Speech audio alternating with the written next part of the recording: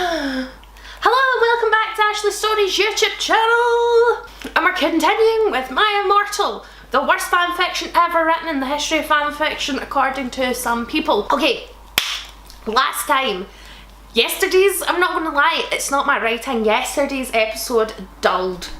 It was dull. This one's a lot more exciting, but at least we had the time travel aspect came into it.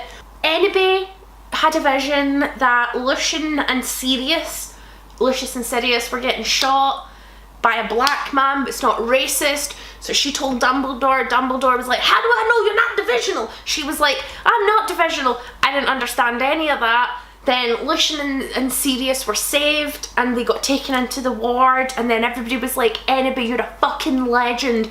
Press were there. Banners were there, people were screaming, but she just wanted to be left alone. And then Professor Sinatra was like, hey little lady, you want to come down to my show and watch me do some swing music? Oh no, a tiger ate a showgirl. She was like, you need to go back in time, seduce Voldemort before he becomes Voldemort, because if he gets his hole, maybe he won't be the Hitler of the wizards. Ebony was like, oh okay, cool. I mean, everybody up until this point has wanted to fuck her, so it would be a fun twist if she goes back in time to seduce Voldemort and it turns out he's the one man who's like, nah. That would be fun. Let's find out what's going to happen.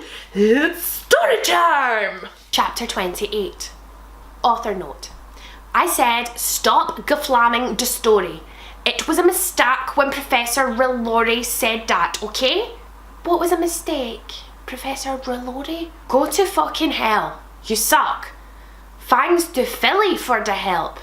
Raven, have fun with Kiwi. Who's Kiwi? Who's Philly? What's going on? The drama.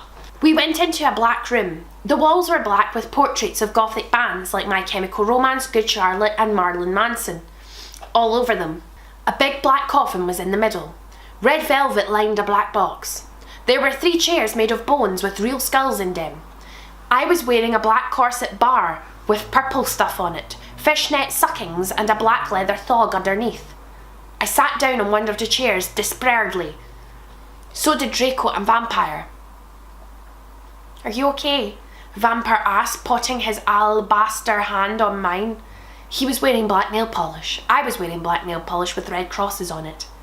Yeah, I guess, I said sadly. Draco also put his hand on mine sexily. Fingers crossed for a threesome. I smiled sadly with my black lapsack. The problem is, ... I have to seduce Voldemort. I have to go back in time. Draco started crying sadly. Vampire hugged him. It's okay, Ebony, he said finally. But what about me? You're not going to break up or anything, are you? Of course not, I gasped. Really? He asked. Sure, I said. We Frenched sexily. Vampire looked at us longingly. Then, ... I took off Draco's My Chemical Romance shrift, and seductively took off his pants. He was hung like a Stallone.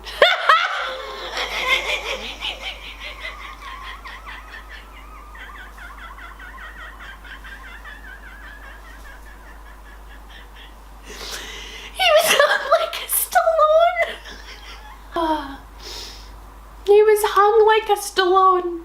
He had replaced the vampire tattoo that said Enemy on it.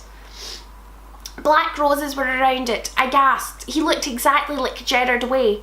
Vampire took out... Vampire is going to be a cuck. Vampire took a video camera. I had said it was okay before. I took off my clothes.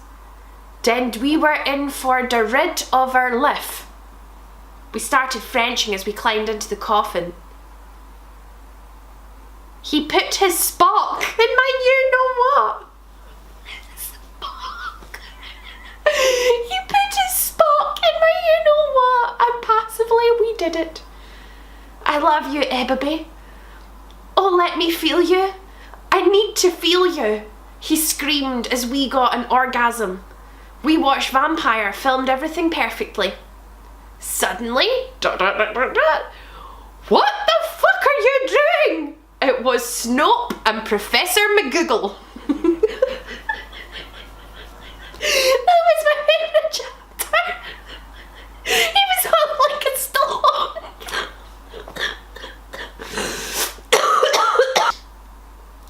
Chapter 29. Author note. Shut das fuck up. You're just jealous cause preps, so fuck you. Raven, you rock girl, thanks for the help. My Chemical Romance rocks. 666. End author note. Oh my Satan! We screamed as we jumped out of the coffin. Snap and Professor McGonagall started to shoot at us angrily. Come now! Preacher McGonagall yielded. We did guiltily. We left the room, putting on our clothes. Snoop garbed the caramel and put it in his pocket. He means camera. Hey, what the fuck? 11111. Vampire shouted angrily. Yeah, Buster. What the fuck are you going to do with that fucking camera? Draco demanded, all protective, looking at me longly with his gothic red eyes. Look, Dumbledore knows your little secret, and if you do this again, then you will go to St. Mango's, so give back the camera. Ha ha ha ha ha.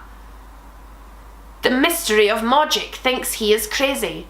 There is no way they will believe him, Snoop laughed meanly. Yes, so shut your mouth, you insolent fools, yelled Professor McGonagall. She made us come into a weird room with white stones all round it. There were all these weird tools in it. Draco started to cry, all sexy and sexative. Author note. Get it? 'Cause he's a sex bomb, lol. Tom Felnot rules, for life. But not as much as Gerard, your sex on legs. I love you, fucking rock and marry me. End author note. I started to cry tears of blood. Author note. It happens in Vampire Chronicles, Raven said, so okay, so fuck you. End author note. Vampire took out a black handkerchief and started to wipe my red eyes, and then ... He and Snoop both took out guns using magic. They started to shoot each other, angrily. None of the ballots got on each other yet. I took out my wand. Crossio, I shouted. Snap started to scram. He dropped a gun, but it was too late. Both of them had run out of ballets. I stopped the curse. Professor McGonagall did a spell so that we were all chained up. She took out a box of tools, then she said, okay, Cerberus, I'm going to go now. She left. Snap started to laugh evilly. Vampire started to cry. It's okay, anybody, said Draco. Evergreen will be alright. Remember the Sidio you took of Snape? Snape laughed again, and then he took out some whips. Oh no, I wanted time travel and fun. Not rapey Snapey. Chapter 30. Author note. Stop blaming the story, okay? You do not what's even happened, okay? So for you, if you flam, you will be a prep, so all flamers can cast my ass. Soz for saying Alzheimer's is dangerous. But that's the mystery's opinion, cause society basically sucks. Thanks to Raven, you rock bitch. No, we screamed sadly. Snap stated loafing meanly. He took out a camera anvily. Then, ... he came towards Draco. He took some stones out of his pocket. He put the stones around Draco and lit a candle. What the fuck are you doing? I shouted angrily. Snoop laughed meanly. He pulled down his pants. I gasped. There was a dark mark on his you-know-what. He's got a dark mark on his willy.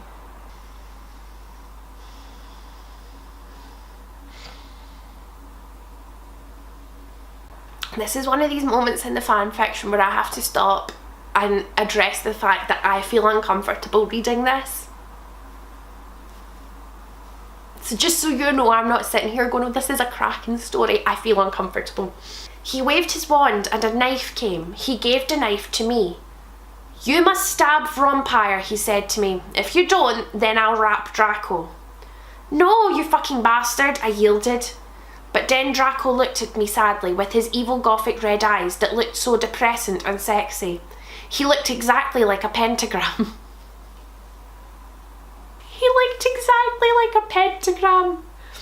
Between Kurt Cobain and Gerard. But then I looked at Vampire and he looked so smexy too with his gothic black hair. I thought of that time when we screwed. and a time I did it with Draco, and Dumbledore came, and Tame, where Draco almost committed suicide and Vampire was so sportive. Snape laughed angrily. He started to pray to Voldemort. He started to do an incapacitation dancing around the Stokes, whipping Draco and Vampire. Suddenly an idea I had. I closed my eyes and using my vampire powers I sent telepathic message to Draco and Vampire so they would destruct Snape. Dumbledore will get you, Draco shouted. Yeah, just wait until the mystery finds out, Vampire yelled. Meanwhile I took out my wand.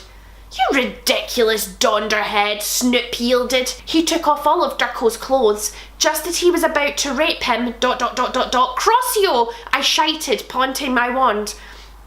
Snoop screamed and started running around the room screaming. Meanwhile, I grabbed my black mobile and sent a text to Sirius. I stopped doing Crucio. You dunderhead, I'm going to kill, shouted Snape, but suddenly Cerberus came. Snake put the whip behind his back. Oh, hello, Sev. I was just teaching them something, he lied, but suddenly Lucian and Professor Trevor came into the room and they and Sirius unlocked the chains and put them around Snap. Professor Trevor said, come on, Ebony, let's go. I'm glad nobody got sexually assaulted. But I mean, logically, what was Snap going to say he was teaching them? And he was like, oh, hi guys, I'm just teaching them something naked and chained. As you can tell, I recorded like a shit ton of chapters in one sitting when I was quite sick, and I don't remember what happened in them until I go back to edit them. But comment down below with something funny, make me laugh. I'm having a shit time just now. I've had a fight with my dad because I pulled the wrong face, but that's what it's like having a parent with autism. It is not easy. Thank you to everybody who's subscribed, thank you to everybody who's liked. If you hit that little bell button that's somewhere around about here, then you'll get alerts to when I upload a video and you'll be like one of the first people to see it. I can't think of anything else to say. So, bye! Grooves and high,